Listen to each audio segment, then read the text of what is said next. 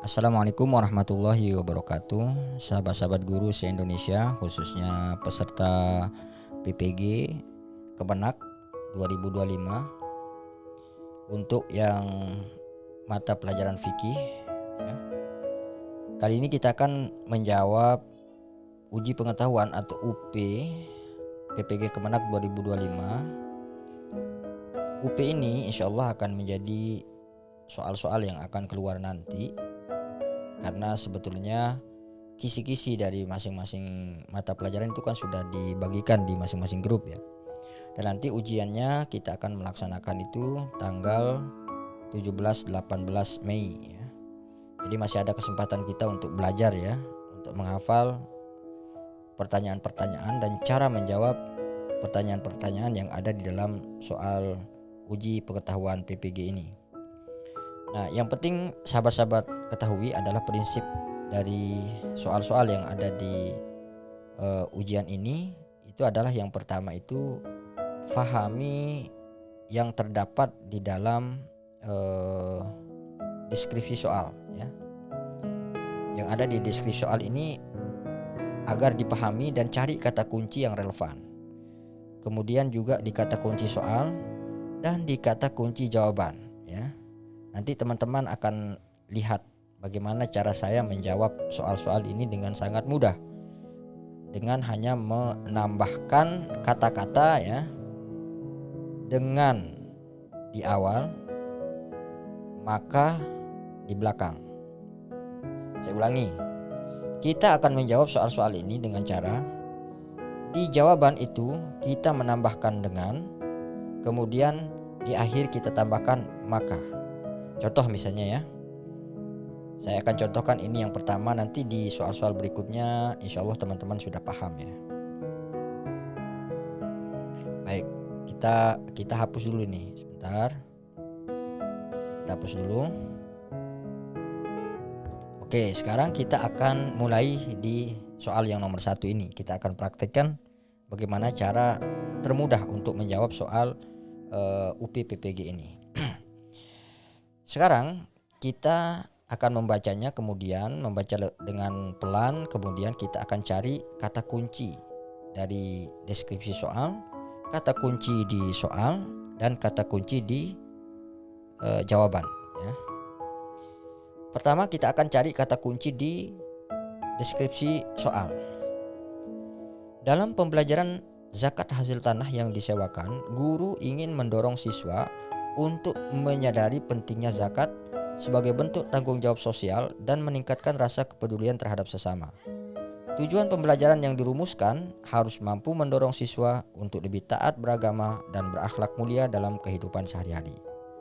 Kemudian di soal, manakah dari rumusan tujuan pembelajaran berikut yang paling tepat untuk mencapai tujuan tersebut?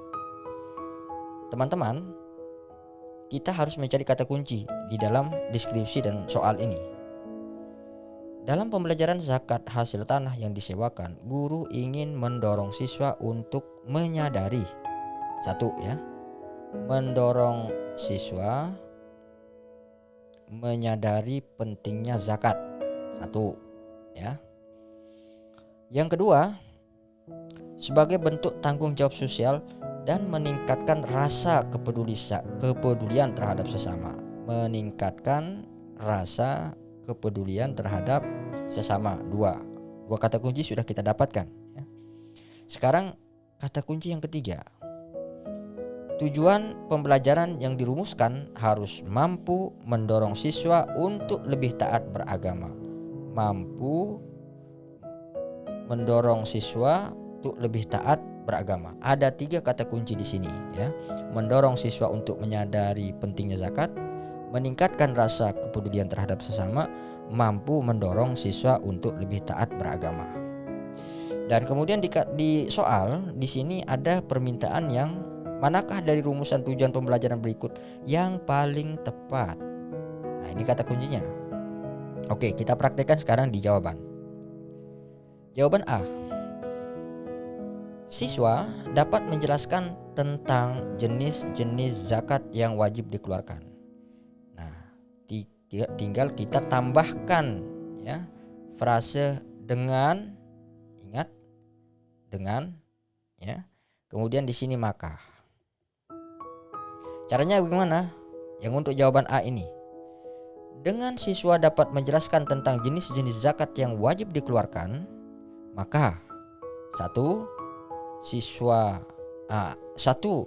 akan mendorong siswa untuk menyadari pentingnya zakat, akan meningkatkan rasa kepedulian terhadap sesama, akan mampu mendorong siswa untuk lebih taat beragama.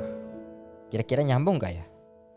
Siswa dapat menjelaskan tentang jenis-jenis zakat yang wajib dikeluarkan akan mendorong siswa untuk menyadari pentingnya zakat, meningkatkan rasa kepedulian terhadap sesama, atau mampu mendorong siswa untuk lebih taat beragama. Dengan hanya siswa dapat menjelaskan, ya, jenis-jenis zakat, apakah mampu akan diraih yang 3 ini? Saya rasa tidak, ya. Maka di sini jelas, ya, jawaban di nomor A ini kita anggap saja salah. Oke, kita cari di B. Siswa dapat memahami dan menerapkan kewajiban zakat pada hasil tanah yang disewakan. Kita tinggal tambahkan dengan, ya, dan maka. Dengan siswa dapat memahami dan menerapkan kewajiban zakat pada hasil tanah yang disewakan, maka akan mendorong siswa menyadari pentingnya zakat, akan meningkatkan rasa kepedulian terhadap sesama, akan mampu mendorong siswa untuk lebih taat beragama. Hanya dengan memahami dan menerapkan kewajiban zakat pada hasil tanah, apakah itu akan mendorong siswa untuk menyadari pentingnya zakat? Saya rasa tidak. Apakah akan meningkatkan rasa kepedulian terhadap sesama? Mungkin saja iya. Akan mampu mendorong siswa untuk lebih taat beragama? Mungkin saja iya, tetapi tidak tepat. Oke, berarti B salah. Sekarang kita masuk ke C. Siswa dapat menghitung zakat yang harus dikeluarkan dari hasil pertanian yang disewakan. Tambahkan dengan dan maka. Dengan siswa dapat menghitung zakat yang harus dikeluarkan dari hasil pertanian yang disewakan, maka akan mendorong siswa untuk menyadari pentingnya zakat, akan meningkatkan rasa kepedulian terhadap sesama, akan mampu mendorong siswa untuk lebih taat beragama. Nyambung gak teman-teman? Saya rasa gak nyambung, ya. Kita coret. Kemudian yang berikutnya, langsung saja tambahkan dengan, ya. D. Dengan siswa dapat berempati terhadap masyarakat yang membutuhkan zakat, maka akan mendorong siswa untuk menyadari pentingnya zakat, akan meningkatkan rasa kepedulian terhadap sesama, akan mampu mendorong siswa untuk lebih taat beragama. Ya, saya ulangi. Dengan siswa dapat berempati, ya, hanya berempati terhadap masyarakat yang butuh zakat, apakah dia itu akan mendorong siswa untuk menyadari pentingnya zakat? Oke, mungkin iya. Ya, tapi yang kedua, apakah itu akan dapat meningkatkan rasa kepeduliannya? Mungkin juga iya. Kemudian, akan mampu mendorong siswa untuk lebih taat beragama? Mungkin iya. Kita save dulu ini, ya. Kemudian kita akan lihat jawaban yang E. Karena yang akan diminta oleh Kemenak ini adalah yang paling tepat. Tentu saja yang D ini sudah masuk semua ini. Tapi mana yang paling tepat? Coba kita lihat jawaban E. Siswa dapat menunjukkan sikap taat dalam menjalankan kewajiban zakat sesuai syariat, ya. Dengan siswa dapat menunjukkan sikap taat dalam menjalankan kewajiban zakat sesuai syariat, maka akan mendorong siswa untuk menyadari pentingnya zakat, akan meningkatkan rasa kepedulian terhadap sesama, akan mampu mendorong siswa untuk lebih taat beragama. Nah, di sini persis kita melihat ada kata kunci yang sama. Apa itu taat? Ya, di sini taat, ya. Kita melihat kata kunci yang sama, taat. Taat terkait dengan sikap, ya kan? Nah, dengan siswa dapat menunjukkan sikap taat dalam menjalankan kewajiban zakat. Jadi dia lebih menyeluruh, ya, daripada yang di atas tadi itu. Siswa hanya berempati saja. Kalau ini menunjukkan sikap, bukan hanya berempati. Kalau empati itu kayak, ya, saya berempati gitu, ya, hanya dalam hati saja, ya kan? Tetapi kalau menunjukkan sikap, berarti dia sudah menjalankan kewajiban itu, ya, kewajiban zakat itu. Maka menurut saya jawaban yang paling pas dalam hal ini adalah E ya. Sementara yang D ini saya anggap salah. Nanti kita akan lihat jawaban yang benar di akhir sesi ini. Oke. Untuk soal yang pertama ini menjadi contoh bagaimana kita akan menjawab soal-soal berikutnya. Bagaimanapun sulitnya soal yang akan kita terima, pasti polanya seperti ini ya. Baik, sahabat-sahabat, kita akan lanjut ke nomor 2. Oke. Guru ingin agar siswa mampu mengembangkan pemikiran kritis terkait zakat profesi dan zakat produktif. Khususnya mengenai apakah zakat profesi berbeda dengan zakat harta biasa dan bagaimana zakat produktif bisa meningkatkan kesejahteraan masyarakat. Soalnya, manakah dari tujuan pembelajaran berikut yang paling tepat untuk mencapai tujuan berpikir kritis? Sahabat-sahabat sudah tahu ya, kata kunci di sini itu adalah mengembangkan pemikiran kritis. Kemudian di sini juga berpikir kritis, ya. Nah, sekarang coba kita lihat di jawaban A. Siswa dapat menjelaskan perbedaan antara zakat profesi dan zakat harta biasa. Tinggal tambahkan seperti tadi tuh dengan dan maka. Dengan siswa dapat menjelaskan perbedaan antara zakat profesi dan zakat harta biasa, maka siswa akan mampu berpikir kritis. Bentar. Siswa akan mampu berpikir kritis. Nyambung?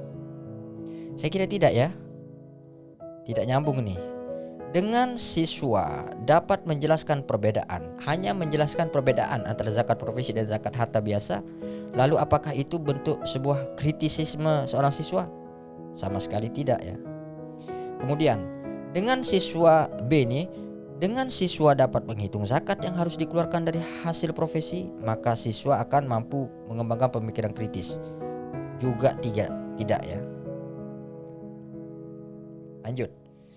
Dengan siswa dapat menganalisis dampak zakat profesi dan zakat produktif terhadap masyarakat, maka siswa mampu mengembangkan pemikiran kritis.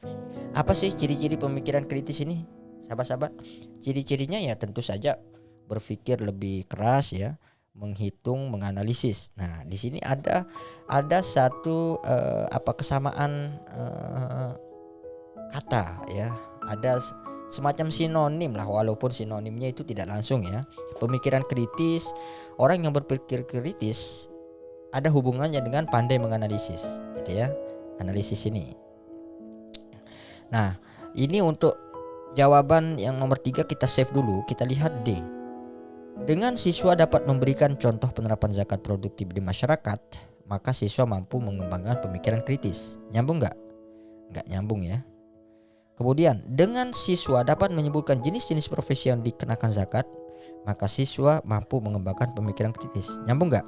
Nggak nyambung. Berarti ini sudah benar. Untuk C ini jawaban yang paling tepat, karena yang diminta adalah jawaban yang paling tepat. Lanjut di nomor 3. Kita singkat-singkat saja ya. Baik. Dalam pembelajaran penyaluran zakat untuk pembangunan masjid, guru ingin menumbuhkan semangat gotong royong. Nah, ini menumbuhkan semangat gotong royong. Sebentar, kok ini? Nah, menumbuhkan semangat gotong royong. Ini kata kuncinya ya. Dengan cara memberikan pemahaman tentang pentingnya peran zakat dalam pembangunan umum, pembangunan fasilitas umum seperti masjid. Oke, peran zakat fasilitas umum seperti masjid. Oke. Katakanlah ini jadi kata kuncinya. Kemudian di soal, manakah dari rumusan tujuan pembelajaran berikut yang paling tepat untuk mencapai tujuan tersebut? Mana yang paling tepat? Jawaban A, siswa dapat menjelaskan tujuan penyaluran zakat untuk pembangunan masjid. Apakah akan bisa menumbuhkan semangat gotong royong? Sepertinya tidak ya. Sepertinya tidak. Kita centang saja gini. Kemudian B, siswa dapat mengidentifikasi sumber zakat yang dapat digunakan untuk pembangunan masjid, akan menumbuhkan semangat gotong royong. Kira-kira hanya mengidentifikasi sumber zakat bisa menumbuhkan semangat gotong royong? Enggak. C. Siswa dapat menunjukkan sikap bersemangat dalam membantu pembangunan masjid. Siswa dapat menunjukkan sikap bersemangat dalam membantu pembangunan masjid, itu akan menumbuhkan semangat gotong royong. Nyambung tidak? Mungkin ini nyambung ya. Nanti kita akan coba uji. Kemudian yang D, siswa dapat mendiskusikan manfaat pembangunan masjid dengan zakat. Akan menumbuhkan semangat gotong royong. Hanya mendiskusikan, mungkin iya ya. Tetapi semangat gotong royongnya itu bisa jadi enggak, hanya mendiskusikan aja. Kemudian E, siswa dapat menyebutkan jenis-jenis zakat yang disalurkan untuk masjid. Apakah itu akan menumbuhkan semangat gotong royong? Tidak. Berarti ini salah. Sebentar. Merah ya. Nah, ini salah, ini salah.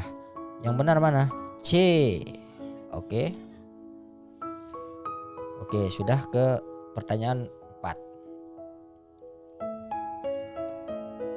Dalam pembelajaran tentang monogami dan poligami atau nikah mut'ah, guru ingin agar siswa dapat menerima perbedaan. Kita menemukan satu kata kunci, menerima perbedaan.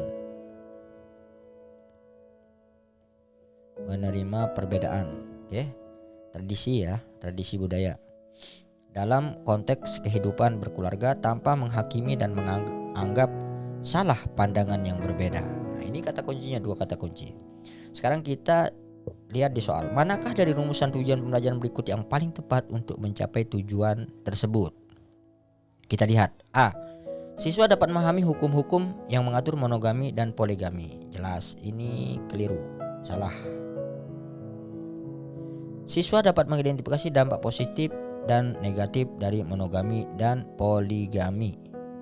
Tidak ada unsur ininya ya, perbedaan, menghargai, yang menerima perbedaan. Kemudian C, siswa dapat menunjukkan sikap penerimaan terhadap perbedaan. Nah, di sini kata kuncinya sudah jelas ini. Ini yang benar ya. Sudah jelas sekali. Jadi yang benar ini C. Karena di sini sudah jelas ya. Nah, udah. Langsung jawab aja. Gak perlu kita baca yang D, yang E. Udah, C yang benar ya. Oke, lanjut. Dalam perencanaan pembelajaran zakat hasil tanah yang disewakan menggunakan pendekatan project based learning, guru ingin agar siswa dapat memahami konsep zakat dengan cara yang terstruktur dan relevan dengan kehidupan mereka. Guru perlu memastikan bahwa tujuan pembelajaran mencakup aspek ilmuwan dan sesuai dengan karakteristik peserta didik. Nah, jadi di sini kita akan ambil kata kunci ini 1 ya. Memahami konsep zakat dengan cara yang terstruktur relevan dan kehidupan mereka. Ya, ini relevan dengan kehidupan mereka. Ini kita ambil juga kata kunci. Guru perlu memastikan bahwa tujuan pelajaran mencakup aspek keilmuan dan sesuai dengan karakteristik peserta didik. Oke. Jadi project based learning yang artinya adalah anak-anak itu diberikan project yang langsung bersentuhan dengan kehidupan sosial mereka atau yang langsung bersentuhan dengan kehidupan mereka di sini ya. Oke, A, siswa dapat menjelaskan konsep zakat hasil tanah yang disewakan. Hanya menjelaskan konsep, berarti tidak ada yang relevan ya. Belum menemukan yang relevan. Walaupun relevan ya relevan, tetapi tidak langsung ya. Berarti ini kita anggap saja A ini salah. Kemudian B, siswa dapat mengidentifikasi jenis-jenis zakat yang relevan dengan profesi mereka ya.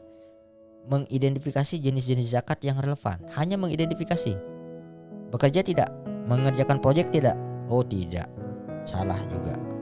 Siswa dapat menghubungkan penerapan zakat hasil tanah yang disewakan dengan kehidupan nyata. Ini bisa jadi. Bisa jadi ya. Kita pending dulu.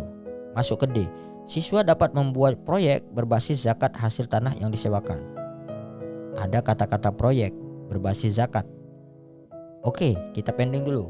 E, siswa dapat mendiskusikan keuntungan dan kerugian dalam pengelolaan zakat hasil yang disewakan. Hanya mendiskusikan. Berarti bukan project based learning. Kita hapus dulu. Sekarang tinggal ada 2 jawaban yang mungkin mana yang akan benar.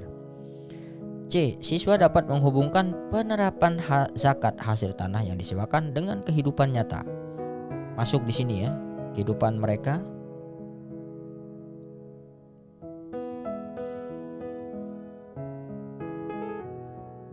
Masuk di sini di kehidupan mereka. Bentar. Kemudian yang D, siswa dapat membuat proyek berbasis zakat. Siswa dapat membuat proyek berbasis zakat hasil tanah yang disewakan. Jadi dia akan membuat sebuah proyek ya, berbasis zakat hasil tanah. Jadi proyek based learning. Tapi di sini saya melihatnya tidak ada dampaknya untuk kehidupan nyata di sini ya. Kalau disuruh memilih, saya akan memilih C. Sementara D ini memang ada unsur benarnya juga sih, tetapi kita akan diminta menjawab yang paling tepat. Sekali lagi itu ya. Oke. Nah, di pertanyaan-pertanyaan seperti ini teman-teman harus hati-hati betul ya. Nah, oke, lanjut. 5. Dalam pembelajaran materi tentang bank, rente, dan fee, guru ingin mengembangkan kemampuan siswa untuk berpikir kritis dan kreatif dalam memahami konsep-konsep ekonomi serta mampu menerapkan prinsip-prinsip tersebut dalam kehidupan sehari-hari. Oke. Manakah dari rumusan tujuan pembelajaran berikut yang paling tepat untuk mencapai tujuan? Ya. A. Siswa dapat menjelaskan perbedaan antara bank syariah dan bank konvensional. Jelas ini tidak nyambung ya. Kenapa?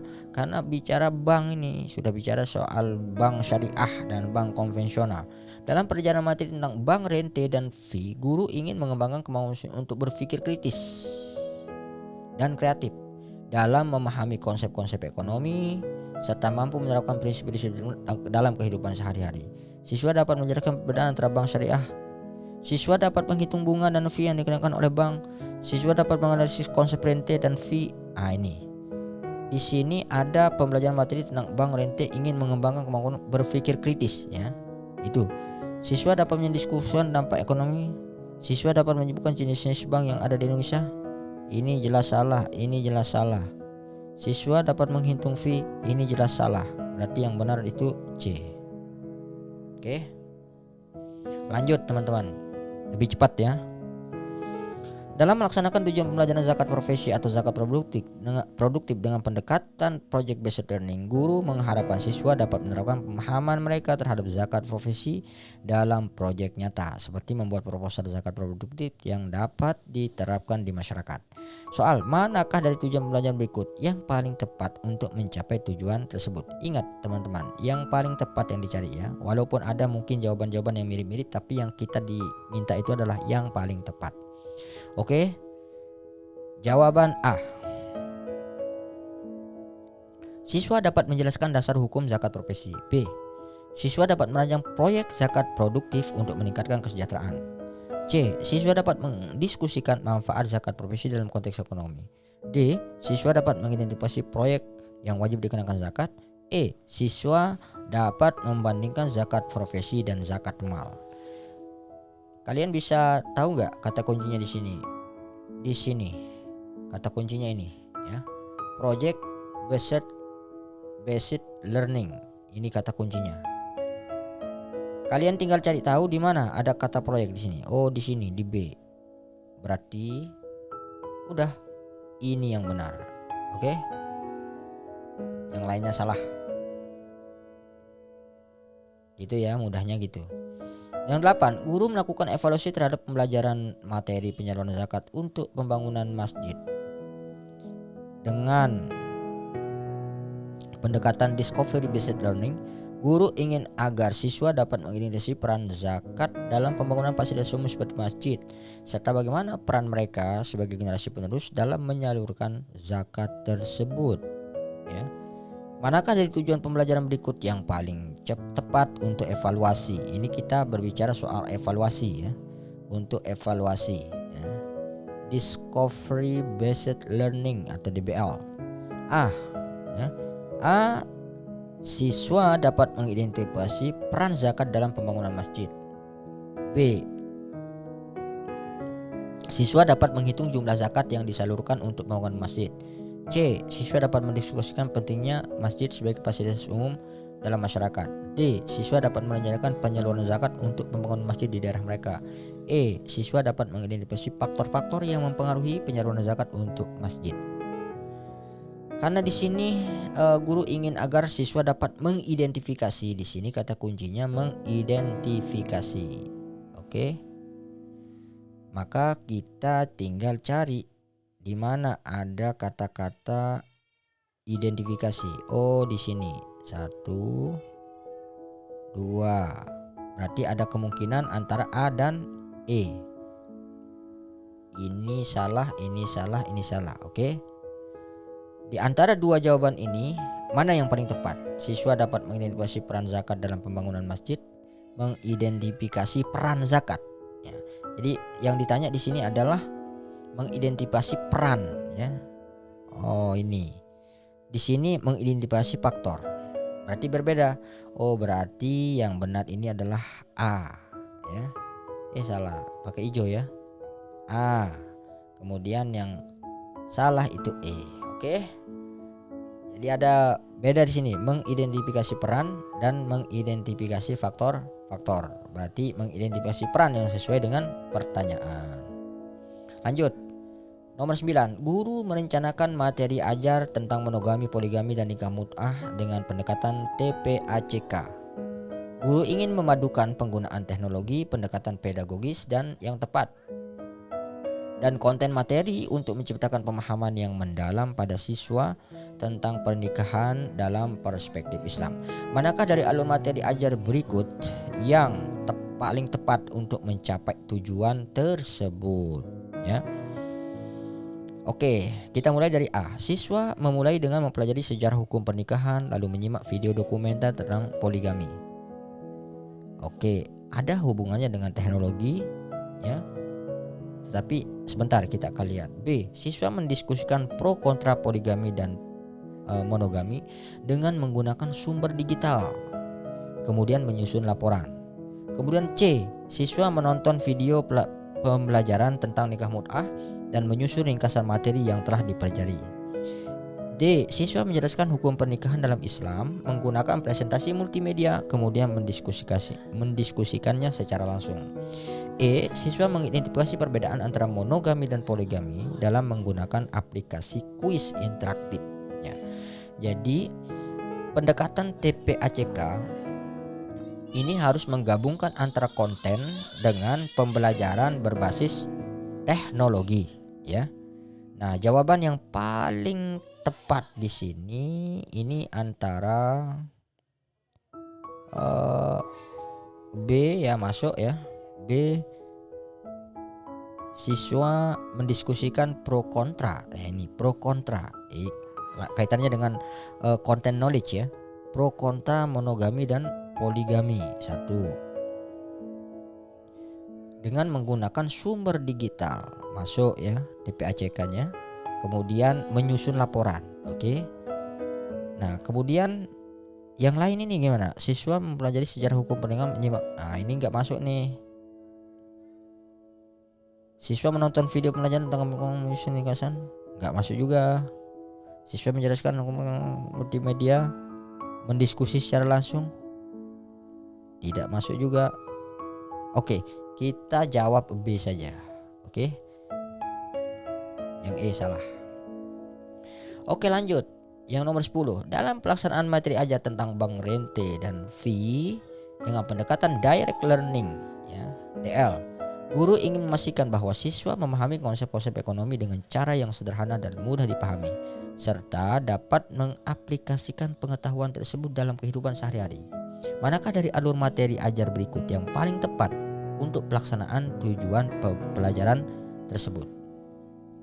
Kita lihat. Yang A, siswa memulai dengan menjelaskan konsep dasar bank, lalu melakukan studi kasus tentang sistem bunga bank.